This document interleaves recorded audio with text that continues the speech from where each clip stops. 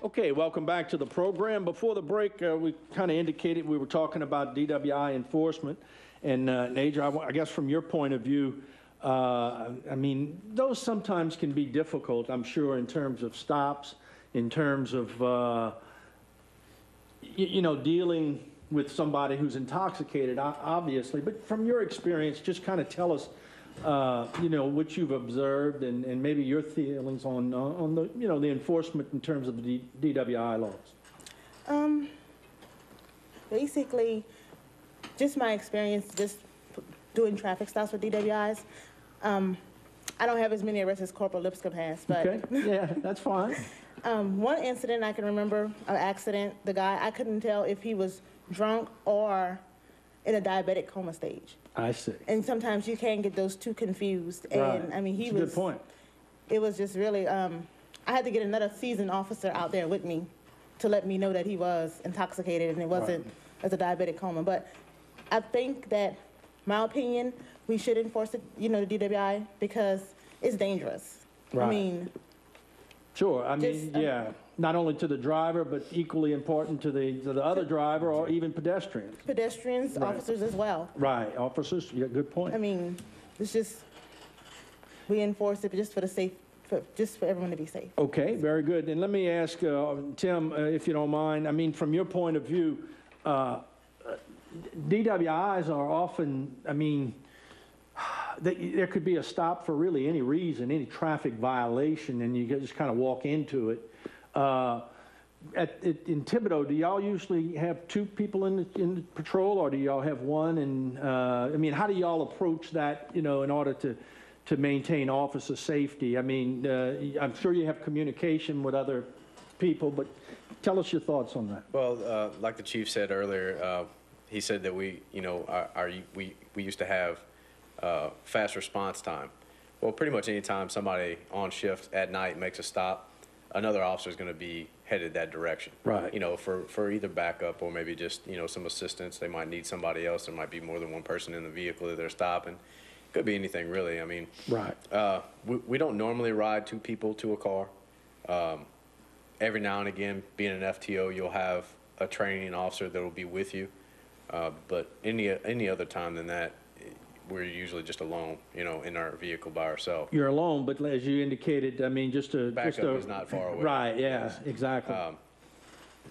Many stops I've had to ask for, you know, help, just due to the fact that there might be 5 people in the car, right. And you can't watch everybody all at once. You know, it makes it more difficult. So, you know, less than a minute, somebody pulls up and they help you out. Right. Okay, very good. And I saw a common theme by both of you is you're not afraid to ask for backup, or, you know, it's a good thing, even though, even though, you know, it might just be something that you're not familiar with, you can always use somebody else or a supervisor as a resource. Correct.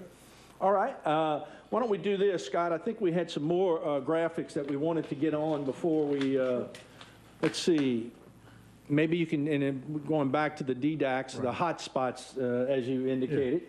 Well, and again, we're using now we do this for citywide, but it's just a great illustration of effective reduction in social harm when you use data and statistics and community partnerships as well. It's not all, you know, data tables and police enforcement. It's a lot of community partnerships.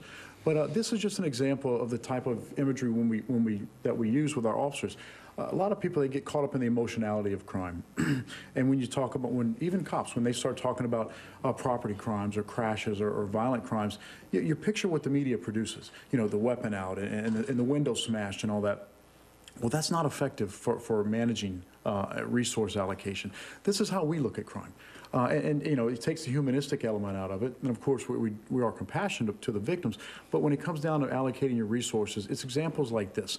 And this is just an illustrative example of property crimes within that statistically high area when you go back to a base of 2010. And I guess you're looking now at the red part would be the, right. The higher areas? That's yeah. And this is called a kernel density map. And what it is, it's obviously the more incidences, the redder it is because right. of the higher frequencies. And then just for comparative purposes, when you look at 2012, this past when we did the 52-week average, you see the reductions. The red spots aren't as much as they used to be. And so, 2010, Sure. it'd be easier if it was a side-by-side illustration, but you do see where the reds sure. is not as red, and they're not Right. as big. And those are significant. And also what the mapping data does, if you look at the blue circles, it's a program from the National Institute of Justice. It's called CrimeStat 3, and it's called a nearest neighbor hierarchical ellipsis. And what that does, it takes all of our self-initiated enforcement activities, and it takes out the randomness. It looks for the patterns of activity. And when you see those patterns, where those blue ellipses are, that shows where the law enforcement activities were highest in concentration in a very random, in a very patternistic way. So just talking about being more efficient and effective in the allocation of your resources and making traffic stops and things like that in an area where there's no need.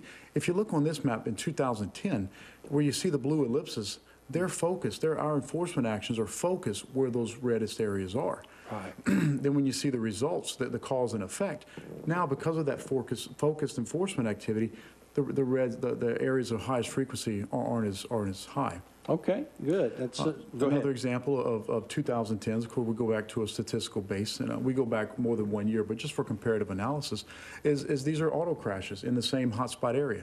And again, Jimmy, as we talked about, in that upper corner of that hotspot area, you see where in the property crimes it was bright red, in the crashes area it was bright red. You come down to the southern part of this sector, same areas were bright red. So there is a correlation between crashes and crime. Again, the comparison is you look at the crashes from this past year, and the areas of highest frequency aren't as much. And to show that, again, we apply that nearest neighbor hierarchical ellipsis on top of this overlay as a map, and you see where the cops are doing their enforcement, what we said earlier, the cops on Right. dots. This is where you see the positive reduction in social harm. Sure. So it's just, I appreciate you bringing it up, because it's indicative of the way that we do policing. Well, in which, and I don't know if that's new in the industry or whether it's, just a different strategy, but apparently it makes a lot of sense. And now you have data that kind of verifies at least what you're doing. Right, and it's new. I like to study the history of policing, and I always talk about the tithing system back in 648 AD, AD in England. And what that was in the villages, you would have groups of 10 men, and they would come together, and then whenever a crime was committed, they would put out what they call the hue and cry, the ring the bell for help. And those 10 men would come out and they would chase the bad guy, and they would capture him. Well, all these years later, right? Traditionally, based on our reactive model of policing, we still cluster and we wait for the radio to call and we pursue the bad guy. We capture him, we bring him to the local authority. We've never really changed that paradigm of waiting for the hue and cry, waiting for the bell to ring. We've changed that. We're proactive. We're taking the fight to the street. And it's because people are very cognitive in their behavior, very patternistic. I don't care how much you say. You're going to take the same route to work or school. You're going to order the same food. You're going to break your diet by Wednesday afternoon. Right. We're just creatures of habit. Bad guys are the same way. Areas are the same way. So when you look at the principle of predictive policing, a lot of it is also made available through the advance in software, analytics, and predictive modeling, and business and economy type forecasting models. Now they're applying more to a law enforcement aspect. Is it common in law enforcement? Unfortunately, no. Will it? Yes, because the measure with the economic issues and fighting for resources, you have to be more efficient, more effective. You've got to quantify your results, and you've got to be better stewards of the taxpayers' money. Right. And we do that, and we're very smart. We're very careful. Well, about it. and you've touched upon it too. I mean, especially in these sensitive times, or I should say, restricted resources, as you say. I mean, cities just don't have the towns or parishes. I mean, they just don't have the resources. Right. Washington's, Washington's Washington, but you certainly can't get the money that maybe cities and governments, have been used to over the years. So this seems to me, just from the outside looking, it just seems like a logical approach, very scientific, but really also logical in the sense that, you have the results to show. I'll give you two examples. I also, I help with the National Highway Traffic Safety Administration, and they'll ask me to go, I hate to use the term as subject matter expert. That's a guy, a couple miles away from home.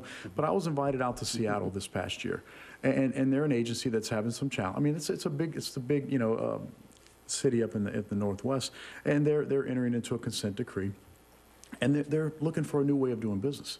So I was invited along with some other officers that are using this type of stuff. And not too long ago, I was invited to go out to Detroit for a couple of days, and that's obviously a city in need.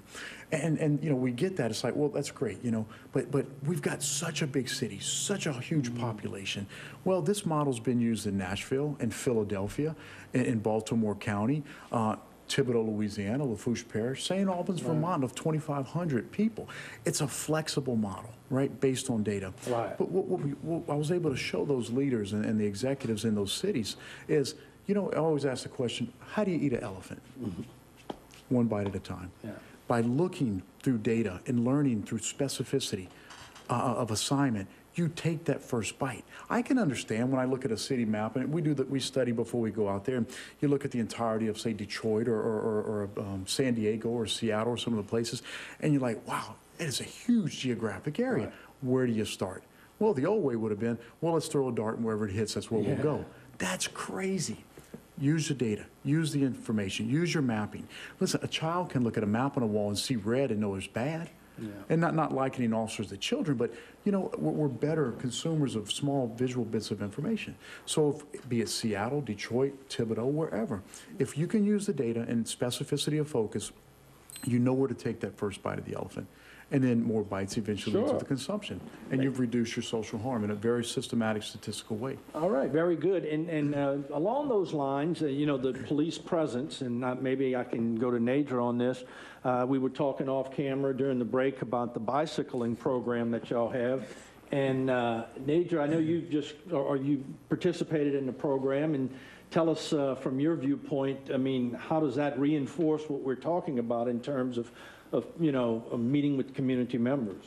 Well, it's far as the community, you get up close and personal with the community on bicycles. You're not in a big car just driving by. You can roll up, say hello, how you doing? Also, with the criminal is the element of surprise. Right. They don't hear you coming. I see. So good point. You have your pros and, you know, right, good side, pros and cons. Cons for the criminal, pros for the community. And Tim, do you participate in that program as well, or have you participated Yes, in it? Tell us from your point of view. I mean, how does that work for you? Well, it's just like Nadria said. I mean, it's a time for you to get out there and you can actually meet the people, you know. And when you're out there to do work, you're out there to do work. You can find it easy when you're on a bike. Right. It's almost like it's there all the time. But when you're in a car, you miss a lot. You're moving faster. You can't hear things as good. And you're on a bicycle, you hear everything. You see everything. And you can cover a fair amount of territory on a bike. You know, maybe not as if you were walking, obviously, but certainly you can still cover a good bit of territory. Yes, sir. I know we did a bike night in Houma, and I believe we traveled over 20 miles in one night. Okay, yeah. So it's definitely there. Very good. And I guess, Scott, as we kind of wrap things up here, you know, that's another program that, you know, you're very involved in, and I guess it fits into the overall scheme, not scheme, but the overall approach that you want to take. Right. And everything is very, very systematic. We'll have people come in from out of town, and they'll say, wow, I see a police officer everywhere we go. It's not by happenstance. It's by design. And, you know, we have that opportunity to control that either whether perception or reality. And for a lot of people, perception is reality. So we use the data, the statistics. Everything we do is by design. When they ride on the bicycle, we have these highly visible, they look like yellow highlighters, marks lots. Right. Why? Because high visibility. Ultimately for the officer's safety, yes. But if you're out there and you're not seen, then you don't give that level of comfort and assurance to the public. But, you know, Jimmy, it's because we've reduced social harm, it's because we've reduced our calls for service that we talk about demand management. You know, when I was talking about we put 911 on the side of the car, and then we get perturbed because the phone never stops ringing. Well, short of just not answering the phone, you have to come up with a way institutionally to manage that demand upon your time. And by using data, we've done that. So when we manage that demand, we can do things like first ever full-time bicycle patrol, specialized units, having a cop in your shop over the holidays. Right. And it's big part. Everybody, law enforcement, it's not the heavy-hitting SWAT narcotics type. There's a time for that, and there's a place for that. But by and large, it's developing community partnerships with our partners and our stakeholders. It's accountability. It's transparency. It's people with a heart and smile like Nadria, and it's a guy with a passion and a drive like Tim Lipscomb. And I keep talking about them because they're here, but I could have picked any two people. If you want to throw a dart or a marker to pick, we could pick anybody in that police department, and you're going to see the commitment, the passion, the drive to serve the city of Thibodaux. Right. And that's the benefit and the blessing. You know, and we hope to, and we're going to push that forward in 2013.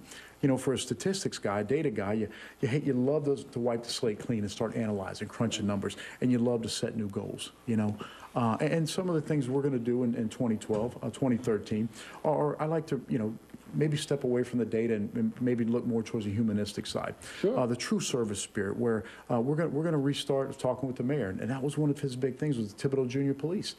You know, when I was back in the 70s, I was a member of the Thibodaux Junior Police. I believe Wayne Dagg was the guy who ran it, and Earl Melanson was the chief. And actually, when I interviewed for the chief's job, I had that patch in my pocket.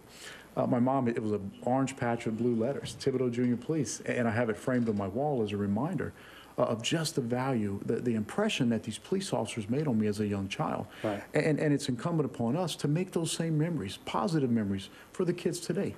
So we're gonna start this year with the Thibodaux Junior Police, and I know that was one of the mayor's big goals, and we're gonna help that vision come to fruition. Good, and you may have touched upon it though, but in policing, social media has become more and more common, I guess, as a useful tool. Right. Can you touch upon that in the last minute that we have? Yeah, well, you know, we started with a Facebook. It's a little scary, you know, sometimes when you open yourself up, you expose yourself, and that's not the way police operate. Well, I don't care about the traditions.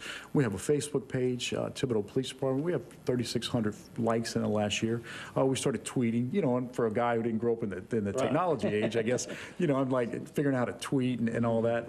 And I'm crazy, you know, I guess just all the years in graduate school, I refuse to use that Twitter language or that thing. I spell everything out grammatically correct, you know. But even so, where you know, in law enforcement, we're great at talking to you. We never talk with you. And we push out press releases and statements all the time. Well, when you use social media, you complete that reciprocating communications model. We post, they reply, we reply. You tweet, they retweet. Press releases, you know, you read this statement. We started using a YouTube channel. For every press release, we put a video link at the bottom. And my public information officer, David Melanson, he's basically created our own media network model where the local media will ask sometimes to use our YouTube video and things like that. So we always talk about managing our message, and it's a positive message because it's a positive vision. But using social media, we'd be remiss if we sat back and said, continue to come to us. Right. We've got to go to the people that we serve. And if the people are plugged into social media, that's where we've got to be. Just the new generation. It is. Yeah, no question about it. Look, unfortunately, we're out of time. Very interesting. Nadria, Corporal, I should say, certainly appreciate and welcome you on the show. Thank you, sir. And Tim as well, Corporal, we want to welcome you again, and thank you for coming by. We appreciate your input. Thank you. And as always, Scott, we certainly appreciate your coming by, and periodically you've made yourself available. Well, you've always made yourself available, but periodically we go ahead and we get on the desk, and you kind of talk directly to the people and let them know, you know, what's going on in the police department. And we really appreciate it, too. We do too. All right, very good. On that note, we're going to take a break. When we come back, we're going to have Terrebonne General Medical Center, To Your Health, and I believe we're going to have Rhonda Alfred, and also, let's see, Ann Dupre will be joining us, and we're going to be talking about the Ladies' Night Out because they're both on the Executive Planning Committee, and we'll discuss that right after these messages.